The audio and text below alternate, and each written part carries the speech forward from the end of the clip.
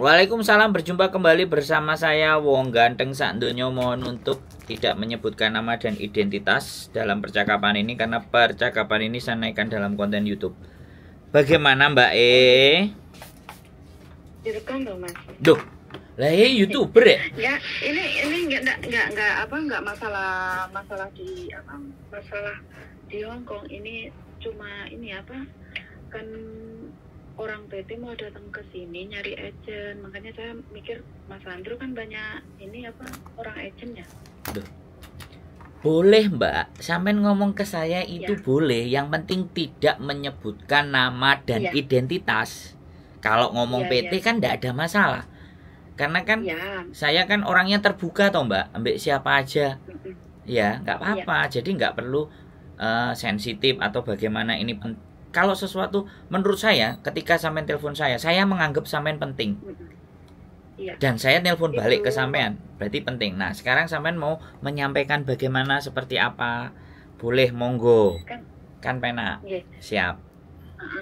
Karena aku kan waktu itu kan hubungi kan ngomong di sana ada agent nggak yang bagus yang bisa bertanggung jawab mau ngajak kerjasama gitu kan.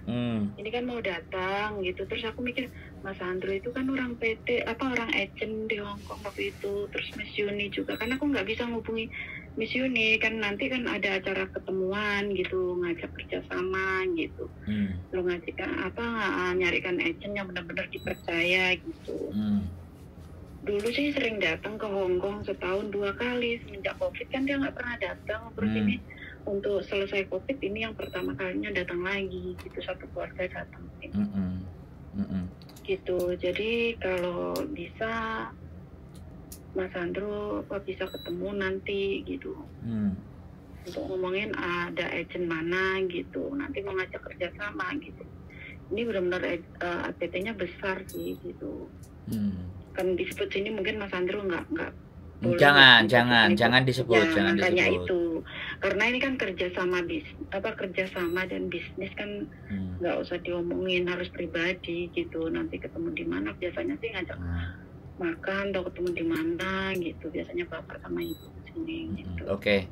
Kan selalu ketemu saya gitu. Oke, sebentar. Sekarang wes ya ganti saya yang ngomong ya. Karena menurut sampean itu orang yang baik. Nah, saya bertanya kepada sampean, kenapa sampean merekomendasikan beliau ini kepada saya? Ada hal apa, hal bagus apa yang sampean lihat, yang sampean amati, yang sampean rasakan? Barangkali nanti ketika sampean bisa menceritakan ke saya kan, saya bisa jadi memberikan sesuatu, atau saya lebih melihatnya tidak terlalu, gak harus datang ke sana dan semuanya. Bisa nggak saya dipresentasi atau diinformasikan kenapa kok ini baik menurut sampean? Kita lebih membahas itu aja. Dari pendapat sampean aja. Menurut sampean kenapa? Ya kan gini kan, waktu itu kan telepon saya kan mau datang gitu. Kamu tahu agent di mana, agent itu gitu kan? Kan saya bilang saya nggak begitu kenal agent di sini kalau bukan agent yang memproses saya waktu ini, agent ini kan kata kan dia maunya ya benar-benar yang bertanggung jawab untuk anak PT-nya, karena dia tiap 1 tahun sekali kan dulu ya sebelum COVID itu bisa 2 kali untuk ketemu anak-anaknya di sini. Gimana kamu baik nggak di sini, majikan kamu gimana? Kalau majikannya nggak baik kan dulu sebelum ada YouTube untuk curhat kayak Mas Andrew sama Miss Yuni gitu kan, dia selalu ibu itu sama bapak selalu dapat curhatan gitu, nanti dia nembusin ke agent gitu. Dia benar-benar orangnya bertanggung jawab gitu untuk anak-anaknya di sini gimana gitu. Oke, sampean udah tahu tempatnya belum? Sampean sudah pernah datang ke PT-nya belum? Saya setiap pulang saya ke sana, selalu ke sana. Dia punya PT di Malang. Waktu itu yang di Semarang itu saya buka 2010. Kan saya semenjak 2008 saya ikut PT-nya dia. Malah saya mau direkomendasi dulu kerja di kantornya, saya nggak mau. Kenapa? Karena bukannya saya nggak mau, karena gajinya dikit. Bukan, karena saya memilih kerja di Hong Kong aja. Gajinya kan dikasih waktu itu 3 juta ya. Tapi kan saya mikir kan nggak enak sama orang, sebab saya terlalu karena yang punya PT itu terlalu dekat dengan saya, jadi saya nggak mau ada cemburu sosial. Saya milih kerja di Hong Kong aja gitu, karena Di Hong Kong 10 yang di juta. Jakarta juga ada. 2008, 2010 mana ada segitu mas. Loh enggak, maksud saya kalau gaji dulu kan sedikit lah. Sekarang kan sampean bisa minta gaji. Kualitasnya bagaimana? Berarti sampean sudah datang ke beberapa PT-nya dia. Iya. Terus sampean gitu. Sebentar, sampean memilih bekerja di Hong Kong dibandingkan ngajarin mereka. Iya, enak di sini kok. Lah gitu sampean ngomong baik. Kalau baik kan harusnya lebih enak di Indonesia, biar sampean juga dekat keluarga, sampean juga dapat gaji. Tapi kok sampean memilih di Hong Kong? Bukan gitu mas, bukan Terus? gitu. Karena yang punya PT itu terlalu dekat ke saya, maksudnya itu. Lah justru deket kan enak. Sampean nyampaikan gaji berapapun kan dia juga bantu gitu loh. Iya, sering bantu lah untuk anak saya, sering lah gitu. Cuma kan saya nggak enak sama orang staf-staf yang lama gitu. Nanti kan ada cemburu sosial kan nggak enak gitu. Kan saya sering diajak kemana gitu. Jadi kan waktu sekolah aja kan saya jarang sekolah, selalu dipanggil, diajak jalan-jalan, diajak makan di luar, kan berarti kan ada cemburu sosial, jaga perasaan gitu loh mas. Gitu. Tapi untuk semuanya yang di sini yang menurut aku satu satu padepokan lah semuanya, itu anak-anak baru yang dari PT kan Kak. Ini kemarin aja nih, Mbak aku ikut ya ketemu ya, saya nanti boleh nggak ketemu nanti, semuanya pada pengen ketemu sama yang punya PT itu kan, mau datang kan kapan Mbak, saya nggak ngasih tanggalnya karena kan harus izin dulu ketemu di hotelnya kapan gitu kan, saya nggak berani nyebar ini, paling ngajak ketemuannya nanti tanggal segini ketemu ya di Victory gitu, jadi semua pada ngumpul gitu, seneng gitu. Orangnya tua? Karena atau masih muda? Nanti saya kasih tahu fotonya ya. Gini aja ya, jadi orang Cina, dia orang Cina. Enggak, jadi gini Mbak. Oke, no problem ya. Kalau memang dia mau, ya kan, dia pasti harus tahu saya dulu kan. Ya kalau dia memang. Ya, waktu itu menghubungi Miss Yuni juga nggak diangkat-angkat, mau ngajak kerja sama, minta nomor intinya saya juga nggak dikasih, sama nggak tahu siapa itu. Ya. Terus dia bener-bener mau ngubungin gitu. Gini. Apa saya kasih nomornya Mas Andrew? Ya, kalau Miss Yuni nggak perlu dibahas sama saya ya kan, karena Miss Yuni sendiri, jadi hubungannya sama Miss Yuni sendiri. Kan dia punya agent kan, nyarinya agent. Iya, maksud saya tidak perlu kita membicarakan orang, ya kita membicarakan kita saja, karena saya tipikal manusia yang nggak kepingin membicarakan orang kalau orangnya tidak ada. Kalau saya membicarakan masalah, bagaimana masalah itu terselesaikan, jadi bukan orang tapi masalah ya.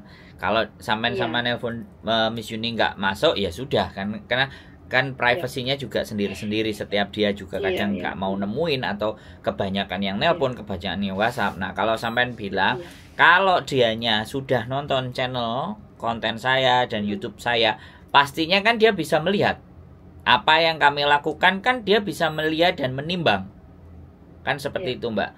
Orang mengenali kami itu jangan hari-hari ini kita mengenali siapa dia bagaimana sepak terjangnya, itu kan bisa dilihat dari sosial medianya. Saya juga ada Facebooknya, saya ada YouTube-nya. Jadi beliau itu bisa ngelihat. Nah, ketika sudah melihat, dia akan bisa mengkira-kira, dia bisa akan tahu bagaimana karakteristik orangnya yang mau diajak ngomong, kan sudah jelas. Kan begitu. Nah, kan kayak gitu Mbak. Jadi tidak ada persoalan dan tidak ada masalah menurut saya. Kalau sampean merekomendasikan kami, ya kami sangat berterima kasih. Ya kan, sekali lagi saya berterima kasih. Karena mungkin sampean merasa melihat menonton konten saya, orangnya bisa bertanggung jawab, sehingga sampean bisa menyodorkan ke beliaunya, ke bapak yang punya PT atau ibu yang punya PT. Nah, bapak dan ibu yang punya PT pun setidaknya juga sekarang harus melek dengan sosial media. Jadi biar dia juga bisa melihat bagaimana kondisi dan keadaan sekitar. Karena banyaknya PT sama agen itu menganut sistem jadul di masa lalu. Jadi mereka tidak ada yang membuat konten di sosial media. Bahkan agen-agen itu tidak menceritakan sampai detail tentang profil PT-nya dia, agennya dia, itu tidak diceritakan sehingga orang-orang tidak terlalu banyak, akhirnya langsung masuk mendapatkan pelayanan yang kurang baik. Ya mohon maaf sekali lagi, saya juga sebelumnya rekod saya kan saya bekerja di sosial medianya salah satu agen di Kos BB, salah satu agen, dan waktu itu sama Miss Yuni. Makanya itu tonggak awal pertama kita menginformasikan segala sesuatu yang ada di agen, tapi itu hanya bertahan cuma 1 tahun. Saya tidak memperpanjang lagi karena ada something yang saya nggak perlu sampaikan dan sebutkan yang ada di sini. Jadi seperti itu, boleh mau ketemu, mau ngobrol, mau telepon dengan senang hati dan tidak mengurangi rasa hormat. Tapi pastinya kan akan tahu saya membela siapa kan sampean tahu kan, Mbak. Saya buat siapa kan sampean tahu kan. Di konten-konten saya semuanya hampir bisa dilihat gitu loh. Kadang anak-anak yang salah aja saya kadang bela, padahal sudah jelas-jelas tahu anaknya salah. Nah itu loh kadang-kadang, karena kembali lagi kan, mereka tidak ada payung hukum yang melindungi mereka, dan rasanya banyak yang takut-takut. Nah potongan juga segala sesuatunya, karena kita sudah naik, sudah dikenal orang kan, harus jadi orang yang bisa dipertanggungjawabkan dan dipercaya. Itu berat, Mbak, berat banget. Jadi sampai detik ini pun saya belum punya rekomendasi PT, karena sekali lagi saya tidak yakin. Nah bujuku tadi bilang oke, PT-nya bagus, bertanggung jawab. Masalahnya pendidikan di PT-nya itu bagaimana? Orang saya enggak, bentar, saya presentasi dulu. Sampean tadi sudah ngomong, sekarang aku ganti ngomong biar sampean juga ngerti, dan konten ini nanti kirim ke dia. Jadi biar dia itu juga sudah tahu pembicaraan kita. Jadi saya tidak ada dusta di antara kita. Kalau saya sukanya begitu orangnya. Karena sekali kita berdusta, maka akan berikut-berikutnya kita akan berdusta terus, dan itu berbahaya. Jadi kayak gini, Mbak. Kemarin saya datang ke PT. Nah di PT itu tidak ada, di PT tersebut yang saya datengin itu ternyata dia, mbak-mbaknya itu tidak pernah membaca kontrak kerja, itu tidak pernah dia baca. Makanya aku, kenapa kok sampai kayak gini? Karena memang saya nggak ngerti dunia per-PT-an.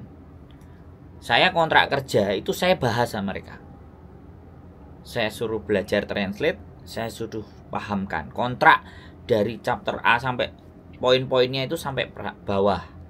Karena sampean tahu sendiri kan, kontrak kalau buat teman-teman hanya dilipat, dimasukkan, dijepret sama paspor, sudah, tidak pernah dibaca. Kalau ada masalah ya sudah, ngalah aja. Nah saya nggak mau seperti itu kan. Saya mau teman-teman itu kontraknya itu dibaca dan tahu. Terus kenapa saya juga bikin konten seperti ini? Dan apakah konten saya dikonsumsikan kepada mereka-mereka yang baru mau berangkat? Kan sampean tahu sendiri, sampean juga ngerasakan sendiri di PT. Ada nggak pengetahuan seperti ini gitu loh? Kan nggak ada juga. Dan ketika PT mau merekomendasikan channel YouTube saya, jawabannya pasti gaya apa nguntung aku ta. Semuanya hanya penilaiannya untung dan rugi, dan itu yang menjadi persoalan. Saya konten awal-awalnya duitnya juga berapa? Nggak ada. Kalaupun ada banyak, paling berapa sih? Satu konten cuman berapa? $1, $2, $3. Kena tak kayak urip di Hongkong? Enggak. Tapi saya terus mau melakukannya. Nah, PT-PT yang di Indonesia apakah berpikir atas kesana? Jadi seperti itu. Bagaimana solusi-solusi dari PT itu yang tidak memberatkan teman-teman. Potongan minimalnya tidak lebih dari 2.300. Walaupun itu data ganda dan tidak ganda, biasa justru jauh lebih murah. Karena standar dari pemerintah itu 1.600. Kalau dia sampai 2.300 maksimum, berarti dia ngambil 600 Hong Kong dolar. 600 Hong Kong dolar itu 1 juta. Kalau kali 6 bulan ya 6 juta. Setiap 1 kali anak terbang. Itu masih worth it. Untung 1 juta satu kepala. Kalau dia lebih murah lagi 2.000, berarti 400 Hong Kong dolar dia ngambil. 400 Hong Kong dolar dikali 6, 4 kali 6 berapa? 4 kali 6 2.400 lah. 2.400 ya 5 juta. Itu maksimal untung yang dia dapetin. Nah kita juga ngitung di sana, Mbak. Terus belum lagi ketika nanti dia di interminate, dan pasti ada hutangnya. Nah hutangnya itu dibalikkan nama dia, apa justru hutangnya ditutup sama PT. Karena nggak mungkin anak 10 semuanya yang terminate, kan nggak mungkin. 10 yang di terminate 1 apa 2. Lah PT itu kan nalangi harusnya. Badine gak iso di PKB, digawe cadangan yang di interminate itu. Ini saya buka sekalian loh ya Mbak. Saya berbicara kalau kita bicara PT. Karena anak orang PT itu punya wewenang, punya tanggung jawab, punya tanda tangan semuanya yang bisa memproses resmi dengan negara. Jadi ada nggak PT yang seperti itu? Ada PT yang bahkan tidak membayar potongan. Tapi apakah perlakuannya baik-baik saja di Hongkongnya? Satu agent, ya kan, kita pernah juga bongkar. Kan kita pernah juga ada anaknya agent tersebut dan PT tersebut. Dan tidak semua. Tapi kembali lagi semuanya plus minus. Tidak mungkin juga 10 anak 10-10-nya baik. Ya kan, manusia kan begitu. Mesti ada probability sehingga beres. Saya aja memproses beberapa orang, 2 yang bleset di interminate sama majikan. Ya sudah, kita bertanggung jawab. Ada yang potongannya nggak dibayar, siapa yang bayar kan kayak gitu. Jadi PT itu kan tidak hanya nerima uangnya aja, giliran nenek sing rugi ya wis ditutupi nenek rugi nih. Jadi dengan kayak gitu kan enak.